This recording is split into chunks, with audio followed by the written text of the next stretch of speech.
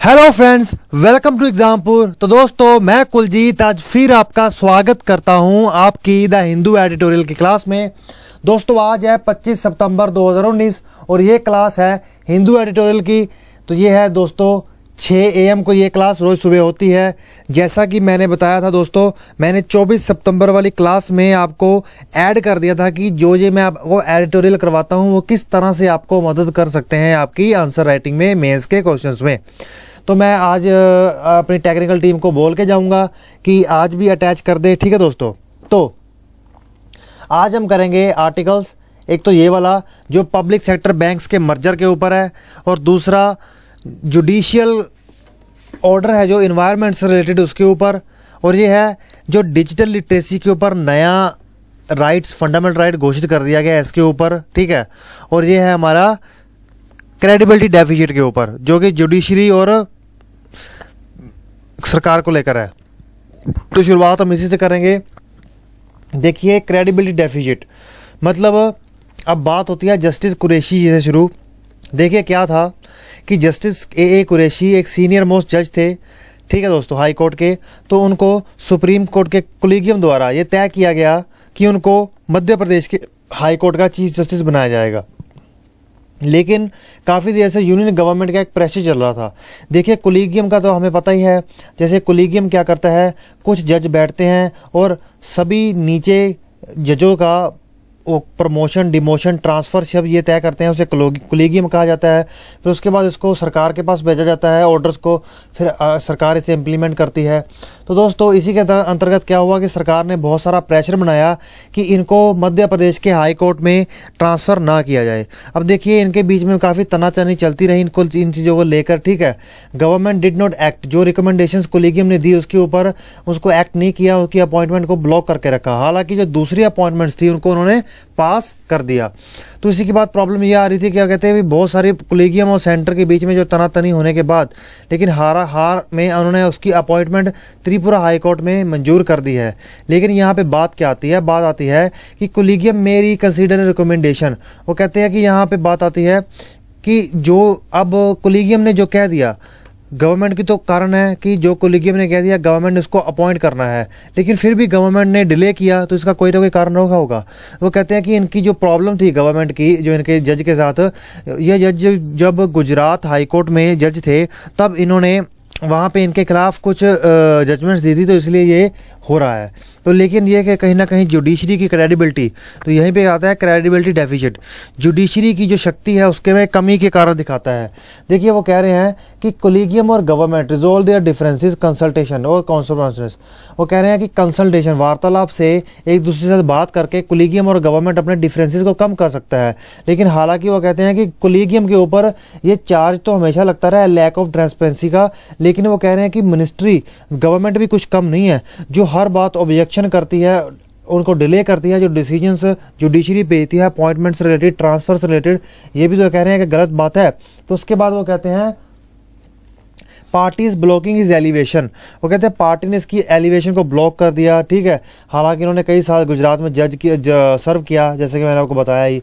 तो यही बात है, वो कह रहे हैं कि जो कोलिजियम है वो तो कहते हैं लैक ऑफ ट्रांसपेरेंसी की प्रॉब्लम तो आती है, लेकिन गवर्नमेंट भी कुछ कम नहीं है, वो ब्लॉक कर देती है, वो तब तक काफ़ी देर तक उनको पास ही नहीं करती। तो कोलिजियम के बीच में, गवर्नमेंट के बीच में और कोलिजियम के बीच में प्रॉब्लम्स चलती रहती हैं इसी को लेकर।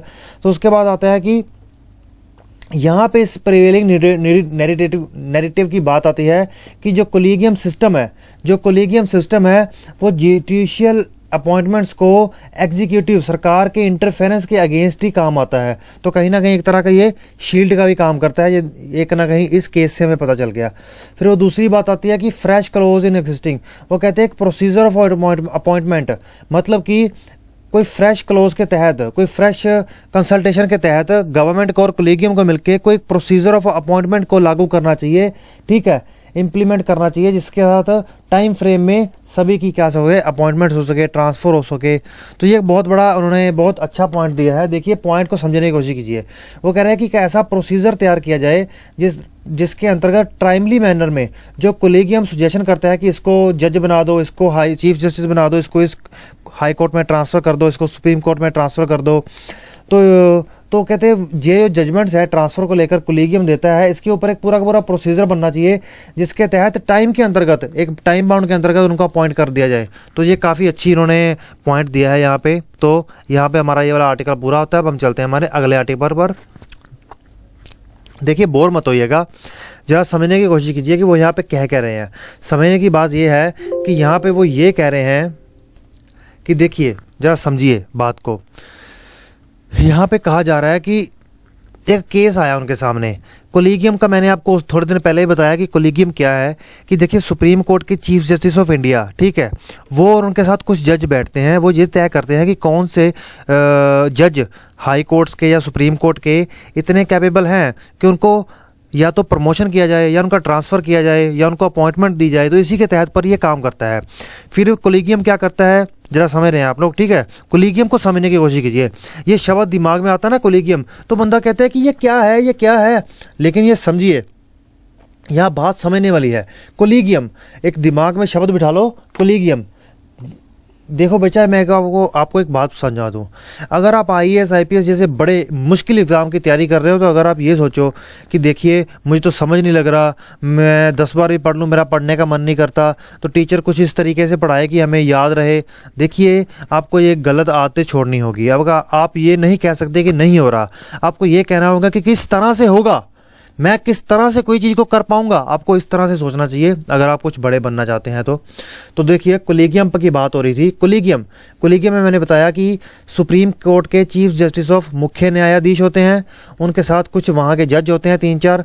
वो मिलकर तय करते हैं कि किसे chief justice of high court बनाया जाएगा, किस हाई कोर्ट के जज को किस हाई कोर्ट में ट्रांसफ़र किया जाएगा, और ये सब चीज़ें तैयार करते हैं। इसको तय करने के बाद एक फ़ाइल तैयार की जाती है, उसको गवर्नमेंट को दे दिया जाता है, तो गवर्नमेंट बाद में अपॉइंट करती है। लेकिन यहाँ पे बात क्या आ रही है, यहाँ पे ये जो पूरी लाइन मैंने ड्रॉ करके आपको समझाया, इसमें ये प्रॉब्लम आ रही है कि कोलीगियम ने अपनी तरफ से तो अपना काम कर दिया कि ए कुरैशी जी को chief justice of high court बना के भेज दिया। लेकिन यहाँ पर जो गवर्नमेंट है, यहाँ पे जो गवर्नमेंट है, यहाँ ने ब्लॉक लगा के रखा है, उन्होंने ये इसको पास नहीं किया। यहाँ पे बड़ी प्रॉब्लम आई, ठीक है दोस्तों। तो इसी में मैंने बताया, फिर बाद में कहते हैं उन्होंने ब्लॉक हटा के त्रिपुरा भेज भी दिया। लेकिन यहाँ पे कहते हैं फिर 2-3 बातें की उन्होंने। एक सबसे खतरनाक बात की उन्होंने, ट्रांसपेरेंसी। सुप्रीम कोर्ट के कोलीगियम प्रोसेस में ट्रांसपेरेंसी नहीं है, ठीक है, पारदर्शिता नहीं है। दूसरी तरफ से वो ये कह रहे हैं कि सरकार भी कुछ कम नहीं है, वो ब्लॉक कर देती, जैसे कि मैंने अभी समझाया। अभी उन्होंने यही बात की उस पर, इन दोनों के प्रॉब्लम को सॉल्व करने का। यहाँ पे जो प्रॉब्लम आ रही है सरकार और कोलीगियम के बीच में जो प्रॉब्लम आ रही है, यहाँ पे उन्होंने एक पॉइंट दे दिया कि एक प्रोसीजर, मतलब एक पूरा तरीका होना चाहिए अपॉइंटमेंट्स का, टाइम फ्रेम के अंतर्गत उसको इम्प्लीमेंट किया जाए। एक टाइम के अंतर्गत 1 महीने के अंदर आपको ट्रांसफ़र करना है या कुछ इस तरीके से प्रोसीजर तैयार किया जाए। तो ये एक बहुत अच्छा पॉइंट दिया है, मुझे उम्मीद है कि आप समझ गए होंगे। अब बात आता है एक अगला आर्टिकल। देखिए मैंने आपको क्या करवाया था, अगर आप थोड़ा सोचिए, दिमाग लगाइए, थोड़ा सोचना सीखिए। अगर पीछे आर्टिकल मैंने करवाए थे पब्लिक सेक्टर बैंक, जो सरकारी बैंक होते हैं। सरकारी बैंक में आपका भी तो खाता होगा ना, बहुत से होगा, किसी का पंजाब नेशनल बैंक में होगा, किसी का SBI में होगा। देखिए सरकारी बैंकों का मर्जर हुआ था, 10 बैंकों को मर्ज करके 4 बैंकों में बदल दिया गया था, ठीक है। यहीं पे बात हो रही है कि वो कह रहे हैं, उसी के ऊपर एक दोबारा आर्टिकल आया है। तो समझें कि वो आर्टिकल क्या है। देखिए आर्टिकल की शुरुआत यहाँ से होती है। नंबर 1 पॉइंट क्या है कि feeling that potential benefit would take several years. वो कह रहे हैं कि आप जो ये मर्जर कर रहे हैं, उन्होंने कहा कि देखिए आपने 10-12 बैंकों को 4 बैंकों में बदल दिया, मतलब एक बड़ा बैंक बना दिया, कोई बहुत से बैंकों को मिलाकर बड़े बड़े बैंक तैयार कर दिए। लेकिन वो कह रहे हैं कि इसका फ़ायदा पहुंचने में कुछ साल लग जाएंगे, ठीक है। फिर उसके बाद उन्होंने बात की कि जो पब्लिक सेक्टर बैंक्स थे, उसको जो ये कुछ करने की नरसिम्हा कमेटी ने तो पहले ही क्या मंजूरी दे दी थी, वो रिकमेंडेशन दे दी थी, आप कहिए, एक नरसिम्हन कमेटी बनी थी इसके ऊपर, ठीक है। उसके बाद वो कहते हैं कि कंसोलिडेशन है, जो ये कंसोलिडेशन है वो ग्रेजुअल और कैलिब्रेटेड एक्सरसाइज है, ठीक है, result in number of well capitalised and professionally managed public sector banks with in sound governance. वो कहते हैं कि गवर्नेंस स्ट्रक्चर में थोड़ा ध्यान देने की जरूरत है, उस पर मैं आपको जरा आगे जाके बताऊंगा। फिर यहाँ पे वो कहना क्या चाहते हैं, वो कहते हैं कि ये ग्रेजुअल एक्सरसाइज है, एक ध्यान से करने वाली एक्सरसाइज है, यहाँ पे हम कोई गलती नहीं छोड़ सकते, वो इस तरह से कह रहे हैं। जरा समझने की बात कीजिए। देखिए पब्लिक सेक्टर बैंक है, ठीक है, सरकारी बैंक है। वो कहते हैं कि 10 सरकारी बैंकों में 4 सरकारी बैंकों में बदल दिया, लेकिन वो सब कह रहे हैं कि एक झटके में, एक स्टॉक में, एक झटके में बदल दिया। लेकिन कह रहे हैं इसका कोई क्लियर आर्टिकुलेशन नहीं है, कोई राशनल नहीं है कि किस तरीके से चीज़ें होंगी। उन्होंने फिर कहा कि देखिए, जब नरसिम्हन कमेटी की अभी हमने बात की, उन्होंने कहा था कि जो बड़े स्ट्रॉन्ग बैंक है उनको एक जगह पे कर दिया जाए, लेकिन जो वीक बैंक है ना उनको स्ट्रॉन्ग बैंक्स के अंदर मर्ज ना किया ना, जोड़ा ना जाए, क्योंकि उनके ऊपर तो ऑलरेडी प्रॉम्प्ट करेक्टिव एक्शन जैसे स्टेप्स आरबीआई ले चुका होता है। तो ये उन्होंने बात की थी, लेकिन कहते हैं इन्होंने ये भी मर्जर कर दिया। फिर उसके बाद वो दूसरी बात करते हैं कि देखिए, जब ये मर्जर होता है, विलय होता है, देखिए आप सोचिए कि अगर आप किसी बैंक में काम कर रहे हैं, आप उस स्थिति को सोचिए, आप किसी बैंक में काम कर रहे हैं, जरा सोचिए जरूर, ये नहीं कि बस मेरे तो सुनते रहे, और आपको पता चले कि आपका बैंक का मर्जर हो रहा है, ठीक है। मतलब अगर आपके शहर में 4 बैंक है और 4 बैंकों को एक बैंक में तब्दील दिया जा रहा है, उसकी एक शहर में 4 ब्रांचेस से 4 दफ्तर खुले हैं, तो वो दफ्तर बदल कर तो 1 या 2 ही रह जाएगा ना। तो वहाँ पे जो स्टाफ होता है ना, उनको डर होता है, क्या हमें निकाल दिया जाएगा, क्या हमें कहीं और भेज दिया जाएगा, क्या हमें सैलरी कम कर दी जाएगी। तो कहते हैं ऐसी चीज़ें होती हैं। फिर दूसरी बात कह रहे हैं कि poor communication with in public sector banks. जो पब्लिक सेक्टर बैंक्स है, कुछ सरकारी बैंक्स होते हैं जिनके बीच में उनके अंतर्गत जो कम्युनिकेशन होता है वो एक बहुत बड़ा चैलेंज रहता है। यहाँ पे फिर सरकार एग्जांपल देती है, वो कहते हैं देखिए, हमने एसबीआई बैंकों का कुछ महीने पहले जो मर्जर हुआ था, वो कहते हैं वो भी तो हुआ ना, लेकिन वो कह रहे हैं कि जो एसोसिएट बैंक्स के साथ एसबीआई का मर्जर हुआ था, उनके साथ तो वो मैनेजमेंट का लिंक तो पहले ही था, लेकिन डाउन में कह रहे हैं लिंक हो ना हो, लेकिन कॉमन टेक्नोलॉजी प्लेटफॉर्म था, उनकी जो सीनियर टीम थी आपस में तो मिलकर पहले ही काम करती थी, तो इसलिए उनको ज़्यादा प्रॉब्लम नहीं आई, ठीक है। तो यहाँ पे आगे जाके वो फिर बात करते हैं कि बात आती है कि mirror of efficiency parameters of the leading private sector. देखिए, वो कह रहे हैं कि जो लीडिंग प्राइवेट सेक्टर बैंक्स हैं उनके साथ एफिशिएंसी बढ़ाने के लिए ये किया गया है, ठीक है। अब पैसा भी एक जगह पे आ जाएगा। उसके बाद उन्होंने कुछ 6 स्टेप्स दिए हैं, 6 मेजर्स। वो कहते हैं इन 6 चीज़ों का ध्यान देना होगा अगर हमें इस मर्जर को सक्सेसफुल करना है तो, ठीक है। सबसे पहली बात तो उन्होंने कहा है कि आपकी जो लीडरशिप है, मतलब जो सभी बैंक्स के, पब्लिक सेक्टर बैंक्स के जो लीडर होंगे, जो ऊपर संभालने वाले होंगे, उनमें कोई कमी नहीं होनी चाहिए, कोई प्रॉब्लम नहीं आनी चाहिए कि कोई लीडर कहे कि मैं छोड़ के जा रहा हूँ, कोई लीडर कहे किसी लीडर को उठा के किसी और बैंक में भेज दिया जाए, उसके लिए नया एक्सपीरियंस हो जाए, तो ये कहते हैं बहुत बड़ी दिक्कत हो जाएगी। फिर वो कहते हैं कि लीडरशिप में कोई कमी नहीं आनी चाहिए। दूसरी वो बात कहते हैं इसी के बीच में कि उनकी जो उनकी उम्र है उनको बढ़ा के 62 तक कर देना चाहिए, ताकि किसी को जल्दी रिटायर करके भेज दिया जाए और पता चले कि बाद में दूसरा बैंक नहीं संभाल पा रहा। और फिर उसके बाद उन्होंने इसी में एक बात की, देखिए जैसे कि फॉर एग्जांपल आप किसी बैंक में काम कर रहे हो, जरा अपनी एग्जांपल ही ले लो, तो आपको एकदम से उठाकर कह दिया जाए कि आप दूसरे बैंक में जाकर काम कर लो, तो आपको दिक्कत तो आएगी ना। तो बस यही प्रॉब्लम है। तो उसके बाद वो कहते हैं कि managing the transformation and to enable the chief develop a second line. वो कहते हैं एक सेकंड लाइन डेवलप करने की ज़रूरत है। सेकंड लाइन डेवलप करने की मतलब, अब सेकंड लाइन डेवलप करने का मतलब समझ लीजिए, ज़रा ध्यान से अलर्ट होकर समझिए, ठीक है। सेकंड लाइन का मतलब है, वो कह रहे हैं कि जैसे लीडर हूँ, जैसे फॉर एग्जांपल मैं हूँ, ठीक है, मैं आपको पढ़ा रहा हूँ। आप सोचिए कि मैं पंजाब नेशनल बैंक है, ठीक है, उसका मैं हेड लीडर हूँ, ठीक है, सबसे ऊपर बैठने वाला चेयरमैन हूँ, और आप मेरे साथ नीचे बैठ काम करने वाले 50 बंदों की टीम है आपकी, ठीक है, जितने भी लोग सुन रहे समझ लीजिए मेरी टीम है। मैं उनमें से ही कुछ अच्छे लीडर्स को पहचानूं और उनको बड़े पदों पर बिठाऊं, ये मेरा कर्तव्य बनता है। उनको तैयार करूं अगले आने वाली स्थितियों से मैनेज करने के लिए। तो ये वो कह रहे हैं, ठीक है, इस पॉइंट में। उसके बाद वो दूसरी पॉइंट में बात करते हैं कि वो कह रहे हैं कि हमें ऐसे प्रोफेशनल्स, ऐसे तेज तरार लोग हायर करने होंगे, जॉब पे रखने होंगे, जो टेक्नोलॉजी के एरिया में माहिर हो, ह्यूमन रिसोर्स के एरिया में माहिर हो, रिस्क मैनेजमेंट के एरिया में माहिर हो, ठीक है। वो कहते हैं ये आप कमी नहीं छोड़ सकते। फिर वो तीसरी बात बताते हैं। देखिए, दूसरी बात तो उन्होंने ये बता दी कि आप टेक्नोलॉजी, ह्यूमन रिसोर्स और रिस्क मैनेजमेंट के मामले में आपको प्रोफेशनल को रखना पड़ेगा। फिर वो तीसरी बात करते हैं कि public sector bank should not be found wanting, ठीक है, when it comes to recruiting. मतलब कि जो फ्रंट लाइन स्टाफ होता है, जैसे देखिए आप जिस शहर में रहते हैं उस शहर में अगर किसी भी बैंक की ब्रांच है, चाहे आईसीआईसीआई है, एचडीएफसी है, एसबीआई बैंक है, वहाँ पे आप किसी भी दफ्तर में जाओ, जो दफ्तर में लोग बैठे होते हैं, सबसे पहले तो आपको वही फेस करते हैं ना, वही आपको सेवाएं देते हैं। वो कहते हैं कि अगर उन फ्रंट लाइन स्टाफ को ध्यान नहीं दिया जाएगा, उनको साइड कर दिया जाएगा, तो ये एक बहुत बड़ी प्रॉब्लम होगी, ये बात कह रहे हैं, ठीक है। फिर उसके बाद वो चौथी बात क्या कहते हैं, वो कहते हैं कि जो पब्लिक सेक्टर बैंक का जो क्रेडिट एक्सपेंशन है, देखिए बैंक है, 10 बैंकों को एक बैंक किया गया है, हर बैंक की एक पास एक अपनी संपत्ति होगी, अब वो संपत्ति एक जगह पे आ जाएगी, लेकिन वो कह रहे हैं कि जो इसका एक्सपेंशन है, ठीक है, जो इसके क्रेडिट है, इसकी जो संपत्ति है, बाद में ये ना हो कि बैंक को आपस में इकट्ठा कर देने के बाद उसकी संपत्ति में कमी आए, उसके ऊपर ध्यान देना होगा इसको, ठीक है, ये वो बात कर रहे हैं। उसके बाद वो अगले पॉइंट पे बात करते हैं, फिफ्थ, कि गवर्नमेंट मतलब जो उनको तय करना होगा कि पब्लिक सेक्टर बैंक में इंश्योरेंस का ध्यान कौन, इंश्योरेंस के डिपार्टमेंट का ध्यान कौन रखेगा, एसेट मैनेजमेंट का ध्यान कौन रखेगा, इन चीज़ों को उनसे निपट लेना चाहिए। और फिर वो इसमें आखिरी पॉइंट देते हैं, पांचवा पॉइंट, तो कहते हैं ना कि इंश्योरेंस, जैसे हर बैंक में देखिए डिपार्टमेंट होते हैं। आप किसी बैंक में जाओ तो आप इंश्योरेंस भी करवा सकते हो, अपना बीमा करवा सकते हो। किसी बैंक में जाओ आपको पैसे जमा करवाते हो, उसी बैंक में इंश्योरेंस भी हो रहा है, बीमा भी हो रहा है। लेकिन उनके ऊपर जो हेड होते हैं स्टेट लेवल पे या नेशनल लेवल पे, वो तो एक डिपार्टमेंट को हैंडल करने के लिए एक ही हेड देना पड़ेगा ना, तो ये बात वो कह रहे हैं। उसके बाद वो बात करते हैं कि government should consider converting a few weak banks. अब देखिए, याद कीजिए, सोचो जरा, यहाँ पे शांत हो जाओ।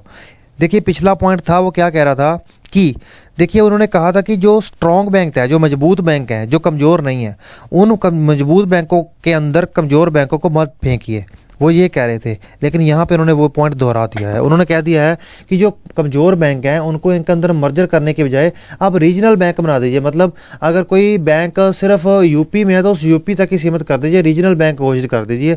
ये कुछ पॉइंट्स उन्होंने दिए हैं जो हमें मानने की ज़रूरत है, वो कह रहे हैं। ठीक है, बस यही आर्टिकल है। अब हम चलते हैं हमारे अगले आर्टिकल पर। ये थोड़ा इंटरेस्टिंग आर्टिकल है, ये आपके लिए भी इंटरेस्टिंग हो सकता है। मैं आपको उसमें एक छोटी सी एग्जांपल देता हूँ। देखिए मैं आपको पढ़ा रहा हूँ, ये थोड़ी सी मनोरंजन सी बात है, जरा समझने की कोशिश कीजिए। अब देखिए, आप मेरी क्लास देख रहे हैं, किस माध्यम से देख रहे हैं? आप मुझे नहीं देख पा रहे, मेरी आवाज़ सुन पा रहे हैं। जो मैं आपको पढ़ाना चाह रहा हूँ वो पढ़ पा रहे हैं, ठीक है। जो मैं पढ़ाना चाह रहा हूँ पढ़ पा रहे हैं, जो आवाज़ सुनाना चाह रहा हूँ सुन पा रहे हैं। वो किसके माध्यम से? इंटरनेट के माध्यम से, ठीक है। उसका दूसरा कारण ये भी है कि आपको इंटरनेट चलाना आता है, ठीक है। यहीं पर वही आर्टिकल शुरू होता है। और किस तरह से, देखिए, स्टेट ऑफ केरला और फाहिमा शरीन, इसमें एक केस चला जिसमें हाई कोर्ट ने ये ऑर्डर दिया है कि जो राइट टू इंटरनेट एक्सेस है, मतलब हमारे पास बहुत सारे अधिकार दिए जाते हैं सरकार की तरफ से, फंडामेंटल अधिकार, मूल अधिकार, उनमें से वो कहते हैं कि राइट टू इंटरनेट एक्सेस को भी इसमें जोड़ दिया जाए। ये एक बिल्कुल नए तरह का अधिकार है, बिल्कुल नए तरह का। क्योंकि देखिए डिजिटल जो हमारा डिजिटल नेस हुई है, जो इंटरनेट के साथ हमारा जुड़ाव हुआ है, कुछ ना कुछ आने वाले इन्हीं सालों में कुछ ज़्यादा हुआ है। नहीं तो पहले कहाँ ये चीज़ें थी कि आप घर पे बैठ के पढ़ पाएँ।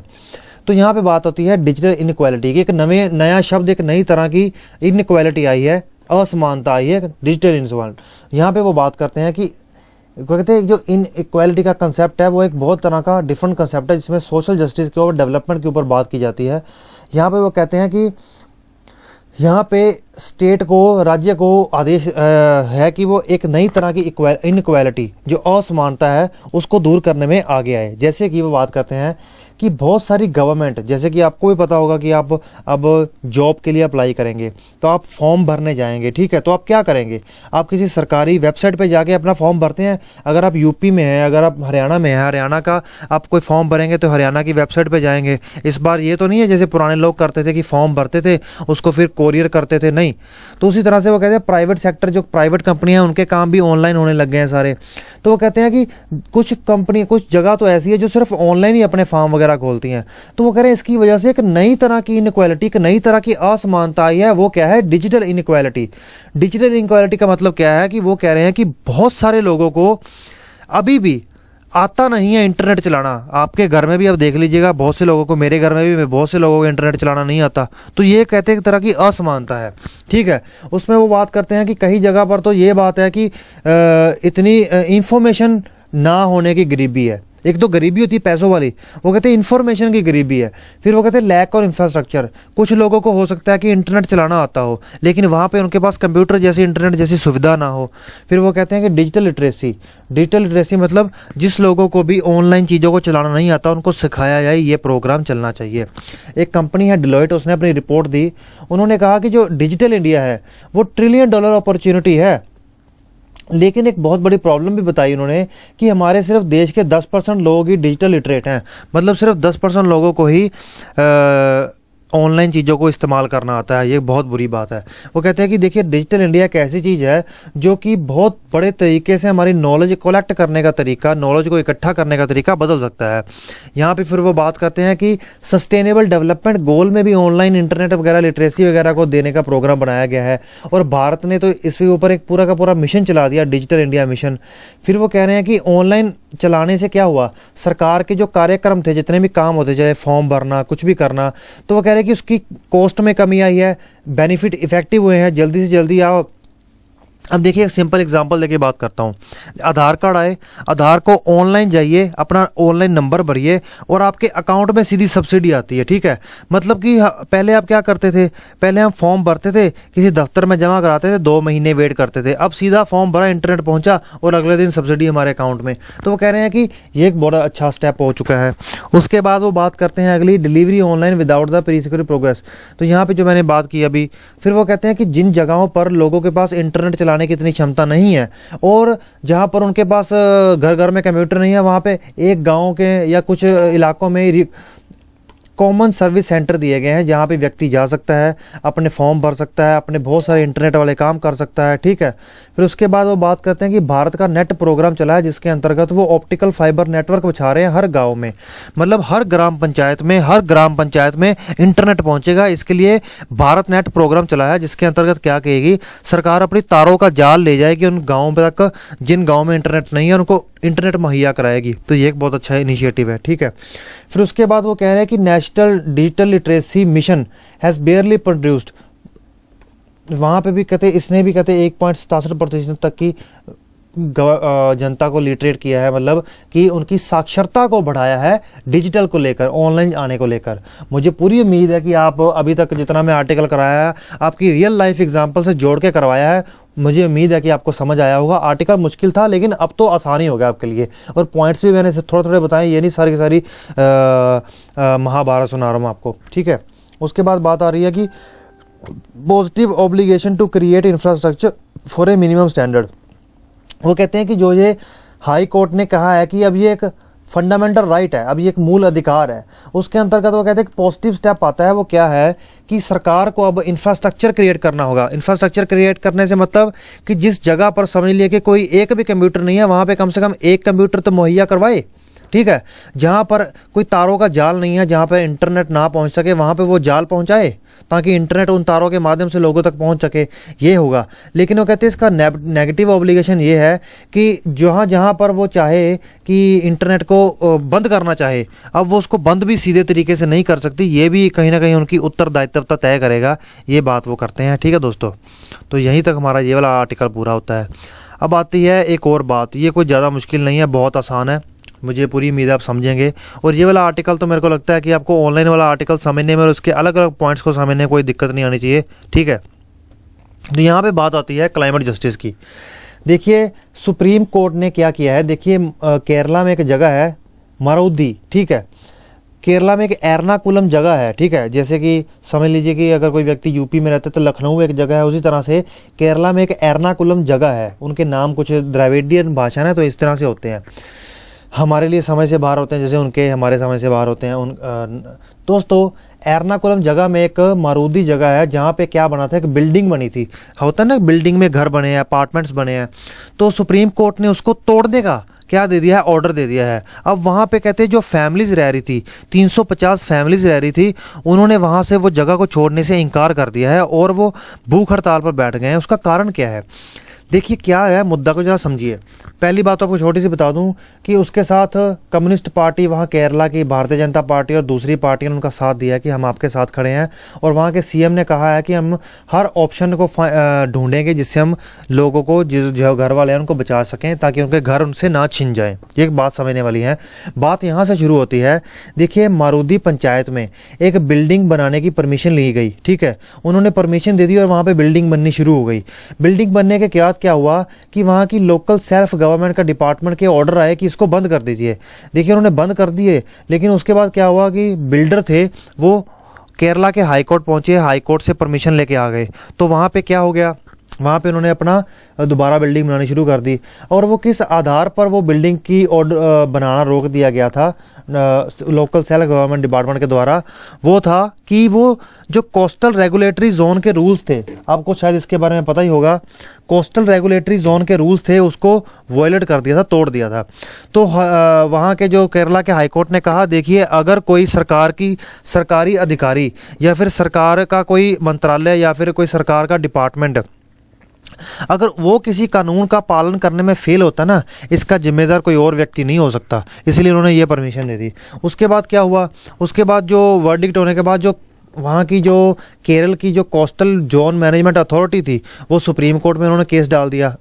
सुप्रीम कोर्ट ने पूरे केस को समझने के बाद कहा कि देखिए ये कोस्टल रेगुलेशन जोन का, देखिए कोस्टल रेगुलेशन जोन क्या होती है। देखिए फॉर एग्जांपल ये समझ लिए कि ये क्या है, समुंदर है, ठीक है, और यहाँ पे ये पहली लाइन बना दी, ये कोस्टल रेगुलेशन जोन है, और ये 3 जोन बना दी, ठीक है। वो कहेंगे कि इन 2 लाइन के बीच में आप कुछ भी नहीं बना सकते, घर, फैक्ट्री, ये खाली रहेगा, और यहाँ पे आप थोड़ी बहुत चीज़ें बनाने की परमिशन होगी, उसके पीछे पीछे बनाइए। ये कोस्टल रेगुलेशन जोन थी, तो वो ब्रेक हो गई, तो टूट गई, तो उन्होंने कहा कि इसको तोड़ दीजिए। अब देखिए तोड़ने की बात आई तो जैसे मैंने बताया कोस्टल रेगुलेशन जोन 3 में आ रहा था, तो उन्होंने वहाँ पे कहते बिल्डिंग को तोड़ दीजिए। अब तोड़ देने की बात की तो लोग तो भूख हड़ताल में बैठ जाए। तो आप खुद बताइए, मैं आपसे पूछता हूँ, आपका घर आपके सामने आके कोई कल को कह दे कि मैं तोड़ रहा हूँ तो कितना बुरा लगेगा भाई। व्यक्ति तो घर बेघर हो जाएगा, तो वो तो बेघर ही हो रहे हैं, उनको क्या पता था, उनकी क्या गलती थी। तो यहाँ पे यही बात की जा रही है। फिर उसके बाद वो कह रहे हैं कि बहुत सारी चिंताएं उठ के आती है यहाँ पे। पहली चिंता उठ के आती है, वो कहते हैं इन्वायरमेंटल गवर्नेंस की। मतलब उन्होंने जो पहले ऑर्डर दे दिया कि आप बना दीजिए, जो गवर्नेंस है उसमें गलती है ना। फिर दूसरी बात कर रहे हैं एजुकेशन की, उसमें वो कह रहे हैं कि जो अपार्टमेंट है वो कोस्टल रेगुलेशन जोन 2 में आते हैं, ठीक है, जो हाई टाइड रीजन के 200 मीटर के अंतर आता है। देखिए पहले तो वो कह रहे हैं कि यहाँ पे सुप्रीम कोर्ट ने एक 3 मेंबर कमेटी बनाई, ठीक है, कोस्टल, ठीक है, उसके अंतर्गत उसके बाद वो कह रहे हैं कि उन्होंने अपनी पूरी रिपोर्ट जमा कराई वहाँ पे जाकर। जो रिपोर्ट जमा कराई, रिपोर्ट जमा कराने के बाद सुप्रीम कोर्ट ने कह दिया देखिए उनको तोड़ दीजिए। अब देखिए तोड़ दीजिए को तो कह दिया, लेकिन यहाँ पे राइटर कह रहे हैं कि कोर्ट है, जो न्यायालय है, उसने सिर्फ इन चीज़ों को ध्यान में दिया कि ब्यूरोक्रेसी, जो अधिकारी उसको क्या कह रहे हैं, लेकिन उन्होंने ये ध्यान नहीं दिया कि लोकल गवर्नमेंट, वहाँ की लोकल सरकारी ग्राम पंचायत ने अगर पहले मंजूरी दी थी सब नियमों का ध्यान ना देकर, तो ये गलती तो उनकी है। वो कहते हैं यहाँ पे फंस कौन रहा है, यहाँ पे फंस रहा है वो व्यक्ति जिसने वो घर खरीद रखा था, फंस तो वो व्यक्ति गए ना। तो ये बात वो कहते उठ के आ रही है, ठीक है, कि लोकल गवर्नमेंट की गलती अब दूसरों पे क्यों थोप रहे हो। फिर वो कह रहे हैं कि कोर्ट्स मैसिव ब्लाइंड स्पॉट, मतलब यहाँ पे वो कहते हैं कि रियल वर्ल्ड की इंप्लीकेशन है, जो रियल वर्ल्ड में जो चीज़ें दिख रही हैं कोर्ट उसको ध्यान नहीं दे पा रहा। तो ये कहते हैं कि उलझन निकल के आ रही है। उसके बाद वो बात करते हैं कि जो डेमोलिशन है, जो तोड़ेंगे बिल्डिंग को, वो तोड़ना भी कहते हैं वो इन्वायरमेंट को कोई प्रोटेक्ट नहीं करने वाला। वो कहते हैं तोड़ने के लिए ऑर्डर इसलिए दिया कि इन्वायरमेंट को प्रोटेक्ट किया जा सके, लेकिन उसके साथ भी वो कहते हैं प्रोटेक्ट नहीं होगा। किस तरह से, जरा देखिए कुछ ऑर्गेनाइजेशंस ने कहा है कि अगर इसको तोड़ा गया तो उसके जो इन्वायरमेंटल डैमेज होंगे वो ज़्यादा होंगे। किस तरह से वो ज़्यादा होंगे, वो कहते हैं कि जहाँ पे जो आसपास लोग रह रहे हैं उनको तोड़ने से जो मिट्टी फैलेगी, जो डेब्रिस होगा, गंदगी फैलेगी, वो कहते हैं हेल्थ डिजार्डर्स क्रिएट करेगी। लॉन्ग टर्म के लिए वहाँ पे इन्वायरमेंट कॉस्ट फैला रहेगा, ठीक है, ये एक बहुत बड़ी प्रॉब्लम आएगी। उसके बाद वो कह रहे हैं कि देखिए ये सारा केस तो हमने समझ लिया, ये तो एक कहानी की तरह गया, लेकिन यहाँ पर समझने वाली मेन बात क्या है, हाईलाइट द पैथोलॉजीज। वो ये बात कर रहे हैं कि जो एग्जीक्यूटिव है, जो अधिकारी हैं, ठीक है, और जो जुडिशरी है, जो न्यायालय है, उसका जो डिसीजन मेकिंग है, जो उनका डिसीजन लेने की क्षमता है, वो इन्वायरमेंट के ऊपर, पर्यावरण के ऊपर और अर्बन डेवलपमेंट के ऊपर कहीं ना कहीं सही नहीं बैठ रही है। बिल्कुल सही बात है। तो यहाँ पे वो कह रहे हैं स्टेट अथॉरिटीज और court work complicit in allowing the buildings to construct in the first place, liabilities now on place squarely on the apartment owners. यहाँ पे वही बात कर दी। वो कहता है गलती वहाँ पे सरकारी अधिकारियों की और कोर्ट की है, ना कोर्ट अपनी चीज़ को मान रहा है, लेकिन भुगतना हर्जाना किसको पड़ रहा है, जिनके पास अपार्टमेंट्स थे। तो ये कहते हैं एक बहुत बड़ी बात है। ठीक है दोस्तों, बस यही सारा आर्टिकल है। तो मुझे उम्मीद है कि आपको ये क्लास समझ आई होगी, और नहीं भी आई होगी तो आनी चाहिए। अभी तो धीरे धीरे कुछ तो समझ आने लग ही गया होगा आपको। ये मुश्किल है, और जो मुश्किल होता है वही सबसे ऊपर लेकर जाता है।